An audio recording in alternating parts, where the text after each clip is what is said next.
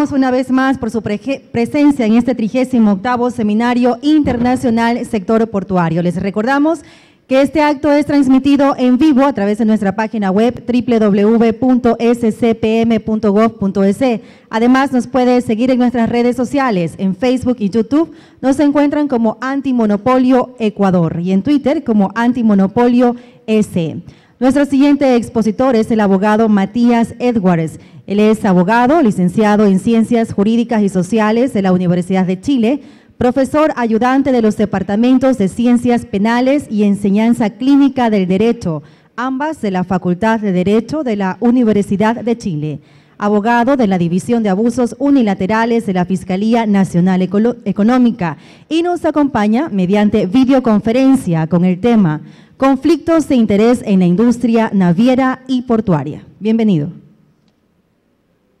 Muchísimas gracias. Bueno, en primer lugar, agradecer la invitación a la Superintendencia de Control de Fuerzas de Mercado por hacernos partícipes de este seminario y asimismo también agradecer a todo el público que se la espera luego de esta accidentada puesta en contacto. Pero vamos un poco a lo que nos trae. Si logran ver con claridad la presentación desde ya.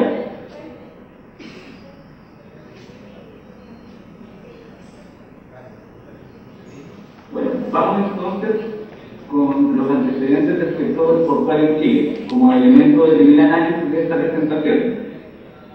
Para comenzar, debemos partir en realidad en esta exposición desde la siguiente premisa.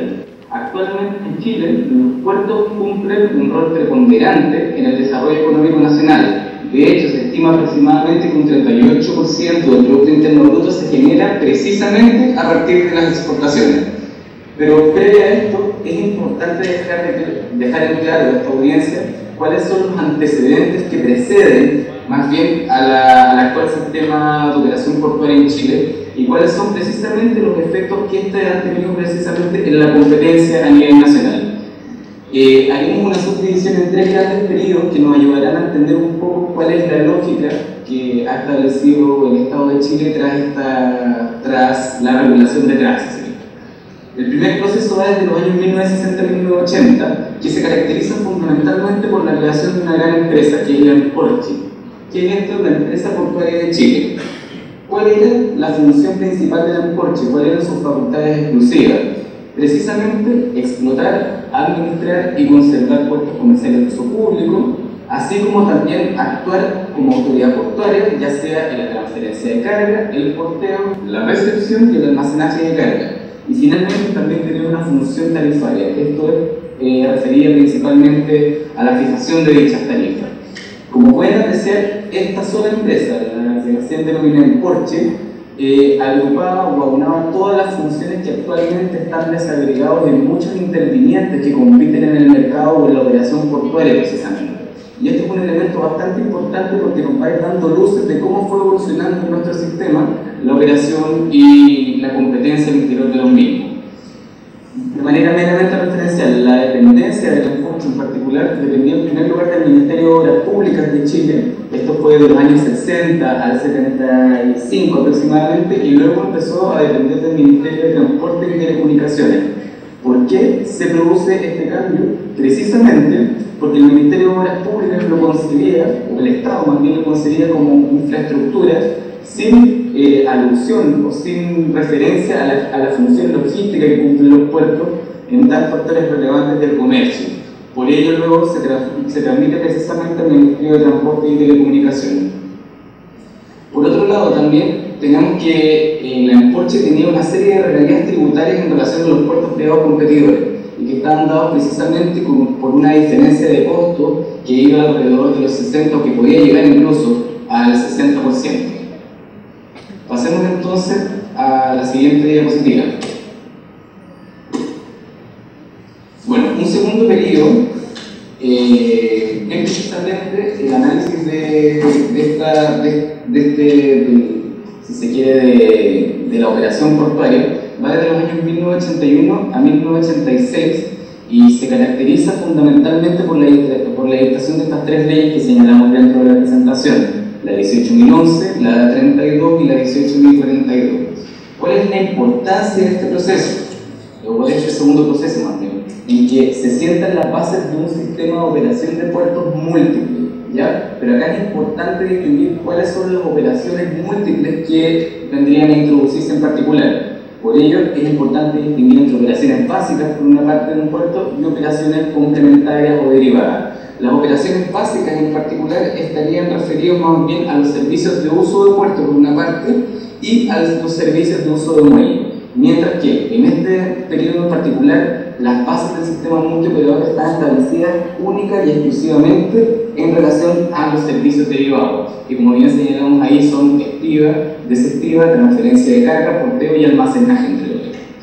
Bueno, asimismo, el Estado en este segmento sigue siendo dueño de la infraestructura portuaria y de la administración de los puertos, ya sea referido a la gestión de los frentes de atraque y asimismo el acceso a los operadores portuarios para la prestación de los servicios respectivos. Entonces, teniendo a la vista lo anterior, podemos sacar como primera conclusión que el Estado empieza a ceder un poco a la posibilidad de que nuevos capitales empiecen a ingresar y operar en el marco de los puertos.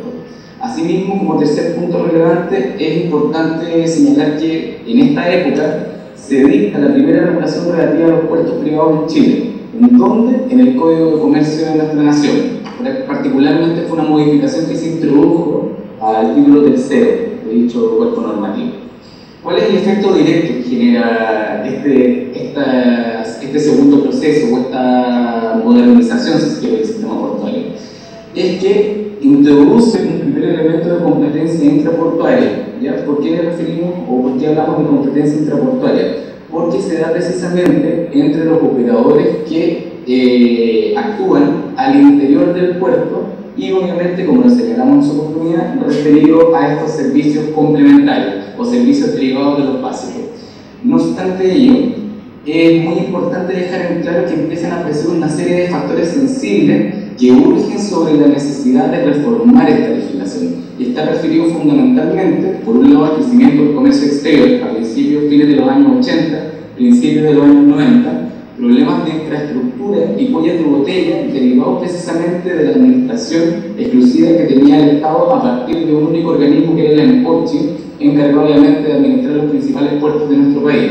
Y por otro lado también una reacción, se da también una reacción que surge desde el sector privado nacional, que precisamente apuntaba a dejar de entrever los privilegios que tenía la empresa portuaria de Chile, que eran crediticios, basados fundamentalmente en que ellos podían postular a créditos estatales en condiciones preferentes. Asimismo, tenían privilegios en base a derechos reales, por ello nos referimos en sentido jurídico. ¿A qué se refería esto? Fundamentalmente a que los puertos eran declarados en favor de la ENPORCHI como bienes imparegables. Y asimismo también tenían otros privilegios de carácter tributario relativos al pago de renta, que obviamente dejaban una situación de desmedro a los puertos privados en particular. Entonces, ¿qué es lo que nos dice? ¿Cuál es la reacción directa de parte del Estado en relación a esta situación? Surge la necesidad de modernizar el marco regulatorio. Bueno, esa es una foto del Congreso de Chile, que es precisamente donde se comienza a gestar este proceso modernizador. Y así es como nos referimos fundamentalmente a la ley vigente que moderniza el sector portuario estatal y que metodológicamente la agrupamos dentro de este tercer periodo. El punto esencial o el punto de partida de esta norma, la ley 19.542, reside en la eliminación, en primer lugar, de la empresa portuaria de Chile y la creación de 10 empresas portuarias de carácter estatal, pero que no obstante ello estaban regulados conforme a la legislación vigente en materia de sociedades anónimas en nuestro país, lo cual es un punto bastante relevante porque permite tomar decisiones de acuerdo a lo prescrito por dicha normativa. Asimismo, también comienza un proceso de integración de capital privado en la administración, por una parte, como también en la inversión en los frentes de atraque. A diferencia, entonces, del proceso o del segundo periodo y recién descrito, el esquema multioperador acá se manifiesta también respecto de la operación principal del terminal portuario. Esto es, en el uso y en el goce de los diferentes frentes de atraque. ¿Cuál es el efecto directo de lo que recién estamos señalando? Es que ya no solo hablamos de competencia intraportuaria que se da entre los distintos operadores, sino que también podemos referirnos ya derechamente a que surge un ámbito de competencia interportuaria, derivado precisamente de un incremento en el mayor número de operadores. Ahora bien, esta competencia interportuaria, ¿a qué se refiere? Fundamentalmente a aquellos elementos, o más bien a aquellos puertos, en definitiva, que estén situados dentro de un mismo mercado relevante geográfico, van a tener la posibilidad de competir entre ellos, en definitiva generando eficiencias de mercado y correlativamente mejores precios, ya sea en la importación o en la exportación de productos. De modo meramente referencial, las principales características o funciones más bien de las empresas portuarias del Estado residen fundamentalmente en la fijación de tarifas, ya sea por almacenamiento, por uso de bienes explotados, obviamente bajo un cierto factor que otorgue rentabilidad a las mismas y que no se vuelva un componente negativo en el manejo de hechos de ingresos. Por otro lado, también tienen como función coordinar, o sea, tienen como labor la coordinación de funciones, ya sea respecto a las operaciones o de los servicios principales, como también respecto a los servicios derivados complementarios. Y asimismo también tienen la formulación de un plan maestro, un calendario referencial de inversiones para efecto de una mejor administración del puerto que tienen a su cargo. Y como otro punto también respecto de las funciones, y el que es más relevante, por eso se resalta en relación a los otros, lo que se establece también a propósito de esta nueva normativa es que el ingreso de nuevos operadores o de nuevos inversores privados se va a establecer siempre bajo un mecanismo de concesiones de uso de puertos. ¿Ya? Estas concesiones están justamente asociadas a un proceso licitatorio de carácter público, que es el que en primer término, como lo vamos a ver más adelante, garantiza un acceso efectivo de forma equitativa y en condiciones no discriminatorias.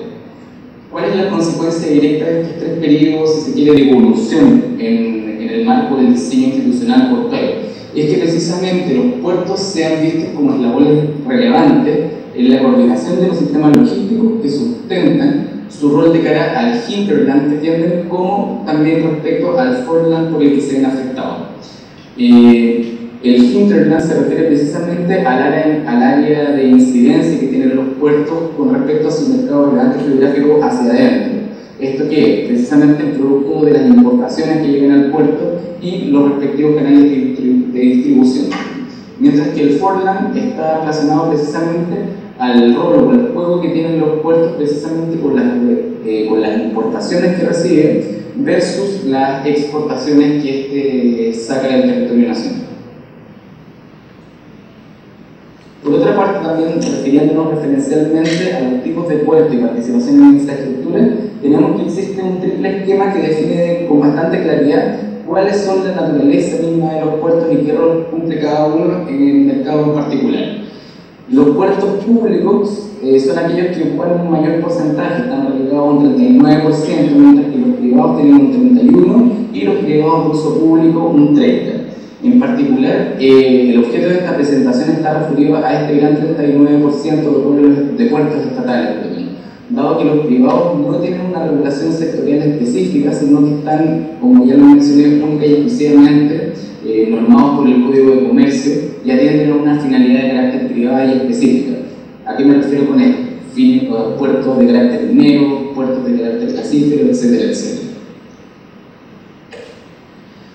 Entonces, teniendo visto estos antecedentes, corresponde ahora referirnos o tratar de resolver en alguna medida cómo se da o cómo interactúa el derecho de la competencia en el sector portuario chileno, para después, obviamente, hacer el nexo con los conflictos de interés o con los principales conflictos que derivan en conflictos de intereses, para la redundancia. No obstante ello, para poder tener un atisbo correcto de las condiciones de competencia en el sector portuario chileno, es importante intentar responder las siguientes preguntas de manera previa, o al menos elaborar algún tipo de respuesta con respecto a las mismas. ¿Existe competencia en el sector portuario chileno? Pareciera ser que sí, de acuerdo a lo que vimos. ¿De qué tipo? Lo vamos a ver más adelante. ¿Cómo se relaciona entonces el sector portuario chileno con las compañías navieras? ¿Qué tipo de relación sería? ¿Hay competencia de carácter intraportuaria o interportuaria entre ellas? ¿Qué rol cumplen las compañías navieras en precisamente en disciplinar el mercado en particular? Y esta relación, que es de especial relevancia para ustedes y fue uno de los grandes motivos por los que nos invitaron a la presente exposición, ¿genera alguna clase de problema relevante en materia de competencia? ¿Cuáles serían esos problemas? Necesariamente un conflicto de interés u otros elementos importantes que de tener a la vista al momento de efectuar un análisis para efectos de determinar si concurre o no alguna conducta contraria a la ley de competencia. Y obviamente, ¿cuáles son las consecuencias derivadas de eso? Partamos entonces por elaborar un concepto de competencia en el sector portuario en Chile. Para efectos de delimitar conceptualmente este elemento, es importante señalar que la actividad portuaria posee amplio riesgo de posición dominante. ¿Por qué creen ustedes que se producen estos riesgos de posición dominante? Fundamentalmente porque no existen tantas alternativas de puerto, o no todos los puertos son alternativas de otros. ¿Por qué? Fundamentalmente por las condiciones físicas de localización y distancia, el equipamiento y asimismo la posibilidad de acceso a los servicios portuarios. Y otro elemento que es importante de tener a la vista es la finalidad tras del puerto. ¿Para qué estamos construyendo un puerto? Y en donde en definitiva tenemos bahías abrazadas que nos permitan la construcción de un puerto en particular. Entonces, como ya lo señalamos en su momento, tenemos dos tipos, dos clases de competencias fundamentales en esta materia. La competencia intraportuaria por una parte y la interportuaria por la otra. La intraportuaria se da entre los distintos operadores al interior de un terminal, al interior de una infraestructura, ya sea referido, como lo dijimos, a los servicios básicos, en donde puede darse este sincretismo entre la empresa portuaria estatal y el concesionario privado, y a su vez, obviamente, cada uno de los operadores que prestan estos servicios complementarios que pueden tener el doble carácter. Y por otro lado, tenemos también la competencia interportuaria que se da entre un terminal o un puerto y el otro. En el caso, como ya les señalé, de los terminales públicos de uso público, la forma de regular las condiciones de competencia, en particular, se da por vía de concesión, a través, obviamente, de la licitación pública respectiva. Ahora bien, para efectos de ir delimitando un poco más este asunto, ¿cómo podemos o cuáles han sido los principales elementos de juicio reunidos con nuestra jurisprudencia para efectos de determinar el mercado relevante de un puerto en relación a otro? En primer lugar, el elemento esencial es la existencia de sustitutos del puerto licitado. ¿A qué nos referimos con esto?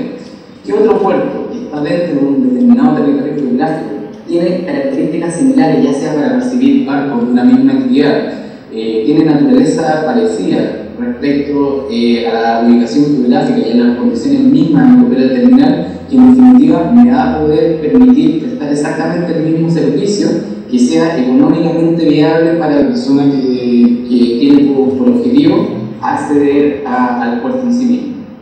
Por otro lado, ya lo acabo de señalar, cuáles son los servicios ofrecidos por la infraestructura objeto de la concesión. Esto es ya más bien un mercado relevante de productos. Si puede ofrecer exactamente los mismos servicios básicos que los que se refieren al mercado o más bien al puerto que es objeto de un análisis de competencia, o a su vez puede ofrecer solo ciertos servicios opcionales o alguno de ellos. Por otro lado, también tenemos como elemento relevante para determinar el mercado en particular la capacidad de infraestructura. Como recién señalé, quien haga el diseño podrá atender el adjudicatario de esta licitación, y por otro lado, el área de influencia geográfica del puerto. Esto es el mercado geográfico al cual va, o más bien en atención al mercado geográfico al cual va a atender. Acá es importante también resaltar un doble punto que fue desarrollando nuestra jurisprudencia nacional de ley de competencia, en donde el mercado geográfico no está determinado exclusivamente por la distancia existente entre un puerto y otro, sino que más bien el elemento de juicio relevante en particular es la distancia entre ambos puertos más la distancia respectiva por el centro de consumo al cual va a atender ese puerto en particular. Y a partir de eso se efectúa el análisis económico respectivo, que en definitiva va a permitir dilucidar si es o no un sustituto económicamente viable. Por otro lado, también tenemos como barreras de entrada principales a la competencia en el sector portuario la existencia en primer lugar de bahías abrigadas. Esto es una barrera de entrada de carácter natural, si se quiere. Y asimismo también debemos añadir las barreras regulatorias y asociadas a la duración de los proyectos portuarios. ¿Por qué decimos esto? Porque como ustedes saben, para poder instalar un puerto, además de contar con cada uno de los elementos relevantes físicos relevantes, si se quiere, o más bien geográficos, es importante cumplir con los permisos sectoriales respectivos de carácter ambiental, de carácter regulatorio y también de carácter de planificación territorial y vial respectivo. Y por otro lado, también en cuanto a la duración de los proyectos portuarios, se ha estimado que duran entre aproximadamente 4 y 10 años, dependiendo obviamente del tamaño y la entidad de este. Ahora bien, pasemos a entrar de lleno en el rol que cumplen las compañías navieras en la operación portuaria. Bien saber, y yo creo que es un fenómeno conocido, que tanto las empresas navieras como los grandes productores de bienes exportables, fundamentalmente fruta, madera y otras materias primas, como asimismo los importadores relevantes y embarcadores, dependen en forma decisiva de la operación portuaria. ¿Por qué señalamos esto? Porque precisamente el puerto para ellos se constituye un insumo esencial. Por ende, ¿cuál es el principal efecto que se genera entre una compañía naviera, en este caso en particular, y el operador portuario, o el puerto en particular? Es que exista un incentivo enorme a participar en esa operación a fin de asegurar claramente eficiencia y reducir así el costo total de la cadena de transporte. Entonces, si existe este incentivo a participar de dicha operación a fin de asegurar esta eficiencia y reducir el costo de la cadena de transporte, tenemos que potencialmente puede existir una integración vertical entre, por una parte, el operador portuario y, por otro lado, la empresa naviera en tanto usuario relevante. Al respecto, hay que declarar también que las empresas navieras no son los únicos usuarios relevantes que ha previsto el tribunal, sino que también se incluyen otros usuarios, valga la redundancia, que forman parte de la operación portuaria, ya sea de servicios básicos o servicios complementarios a la misma. Pensemos, por ejemplo, servicios de almacenaje, servicios de carga, etc. Pero volvamos al punto que estábamos conversando recién. Esta potencial integración vertical puede preliminar o generalmente dar origen a un riesgo de discriminación entre los distintos operarios de los servicios asociados al terminal portuario. Y entonces, este riesgo de discriminación, ¿en qué puede decantar? Precisamente en un conflicto de interés. Entonces, ¿cómo responde la legislación o cómo ha respondido nuestro tribunal frente a este riesgo de discriminación que puede darse entre precisamente la integración vertical entre compañías navieras y operadores portuarios? Esto lo ha ido dilucidando nuestro tribunal a partir de una serie de informes emitidos, fundamentalmente el informe número 10 y número 11 de este año, en donde establece una serie de resguardos a la competencia en esta clase de operaciones. Entre paréntesis, cabe señalar que estos informes se originan precisamente como una consulta al tribunal producto de una licitación pública del Frente de Atraque del Puerto, esto es un servicio principal. Así, encontramos tres grandes clases de resguardo de la competencia o de restricciones que existen en la misma. Un resguardo de la competencia ex ante, tenemos también otro resguardo ex post y finalmente tenemos un resguardo del tercer tipo que es de carácter estructural. El ex ante, como ya les señalé en particular, está referido a la licitación. No olvidemos que el sistema chileno de puertos o de operación de puertos públicos estatales está precisamente abocado al reglamento de concesiones marítimas a partir de este sistema de licitaciones públicas. Entonces, ¿qué es lo relevante?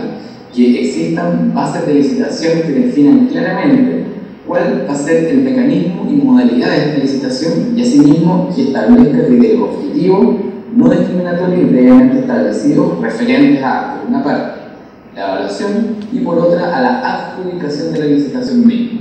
Entonces, ¿cuál ha sido para el tribunal el factor determinante entonces, al momento de adjudicar la licitación respectiva? Un menor índice tarifario ofrecido a los usuarios. No olvidemos que acá el concesionario va a terminar siendo probablemente un operador de servicios básicos del terminal, porque el poder de decisión que va a tener al interior del mismo va a ser fuerte. Por otro lado, también es importante que dentro de las bases de la licitación se establezca el pago de cánones anuales, sobre todo si son terminales públicos, y que está referido más bien a un arriendo de la infraestructura en favor de este concesionario privado. Y por otro lado, también se exige que contenga una serie de contenidos mínimos, plazos, garantías y sanciones. Estas garantías más bien están referidas o son un fundamento de equidad que intenta establecer el tribunal para efectos de no desincentivar el ingreso de nuevos competidores. En segundo término, tenemos también los recuerdos ex post, que están referidos fundamentalmente a la provisión de servicios portuarios. ¿Ya? En este punto, ¿qué es lo relevante de tener en cuenta? En primer lugar, que debe garantizarse un acceso igualitario y no discriminatorio a cada uno de los servicios portuarios. Entonces, ¿cómo materializamos esto? A partir precisamente del establecimiento de la ley, de la obligación de parte del concesionario de proveer un manual de servicio a cada uno de sus usuarios. Por otro lado, también debe establecerse por vía jurídica un mecanismo contractual de solución de controversia. ¿Ya? ¿A qué se refiere esto? Se refiere fundamentalmente a que de existir conflictos ya sea entre operadores portuarios de servicios básicos, entre operadores portuarios de servicios derivados, o entre uno y el otro, el gerente general de la empresa portuaria estatal respectiva, recordemos que hay 10 en Chile, debe dirimir el conflicto y aplicar las multas que correspondan a la parte vencida. No obstante ello, el tribunal ha dicho que no debe necesariamente esperar a que sea denunciada esta infracción o a que sea denunciado el conflicto en particular, sino que además tiene facultades para actuar de oficio.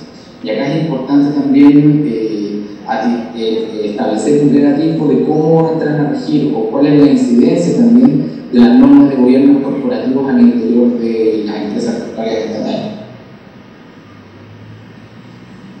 Por otro lado, deben establecerse tarifas públicas y no discriminatorias y asimismo estándares mínimos de calidad del servicio que contemplen reglas de asignación de capacidad y se recuerda también por el cumplimiento efectivo del deber de información y transparencia.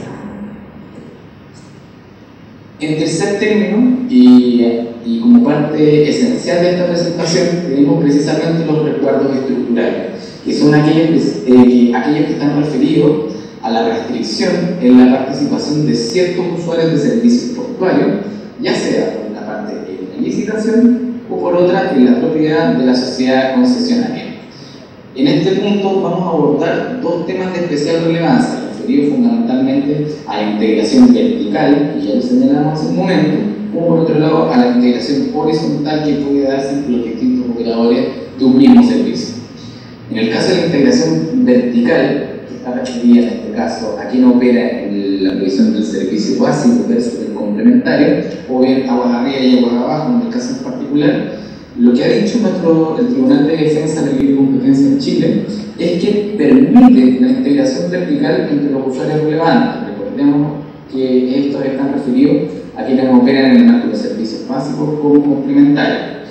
Y el máximo que se ha llegado a establecer, si bien se dirime caso a caso, en los últimos informes que ha emitido el Tribunal, el número 10 y el número 11 de 2014, conjuntamente han dicho que no podrán poseer las empresas integradas verticalmente más de un 60% del capital, más de un 60% del capital con derecho a voto, ni derecho por más del 60% de las utilidades.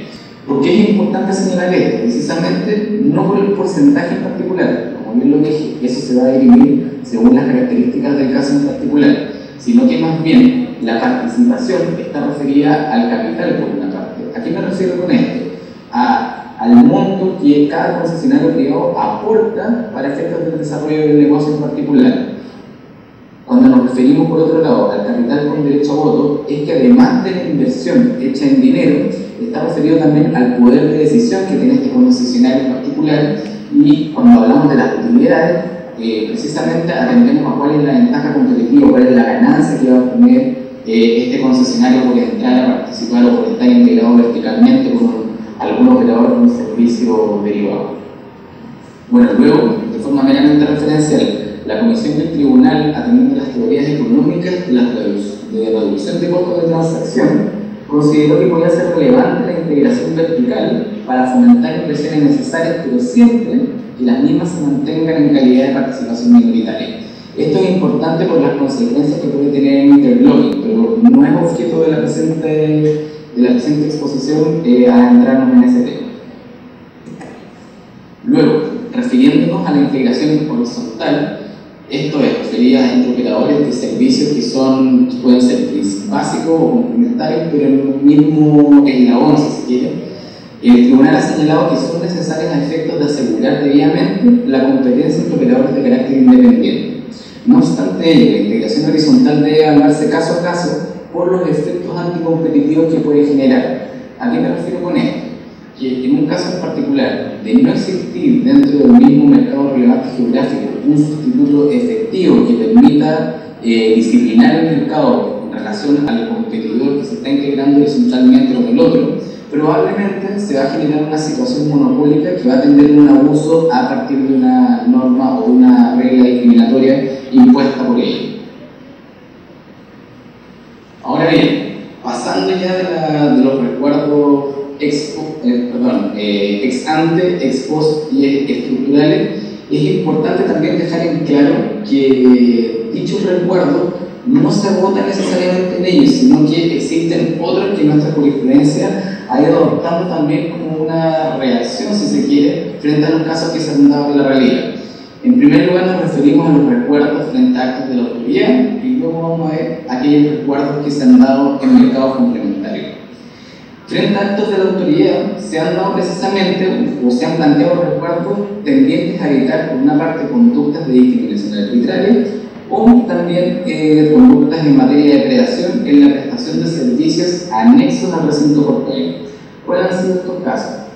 Han sido precisamente dos denuncias que se plantearon, una en contra de la empresa portuaria de Coquimbo por parte de una agencia turística llamada Turismo Cochihuasi, y que estaba referido fundamentalmente a la posibilidad de acceder por parte de esta empresa turística a recoger a aquellos usuarios del puerto, fundamentalmente cruceros, que no tuvieran contratado un servicio turístico y hacer un paseo por el interior de la ciudad de Coquimbo y La Serena. ¿Ya? Entonces, ¿qué es lo que se asume por parte del tribunal en este caso en particular? Es que el servicio turístico, si bien no forma parte ni de las actividades principales o de los servicios principales ni de lo complementario, sí constituye una externalidad para el mismo, en cuanto a que otorga prestigio, por lo que puede otorgar también una garantía de seriedad en torno a la forma de operar en esta clase de industria. Por ende, ¿cuáles son los puntos álgidos que tenemos acá? Es que los operadores turísticos, para efectos de ingresar al puerto, solo requieren una autorización de la Dirección de Aduanas para operar. La Dirección de Aduanas es precisamente aquella encargada de revisar esa información. Por ende, en estricto rigor, el puerto no tiene la facultad para imponer barreras a la operación de dichas empresas turísticas.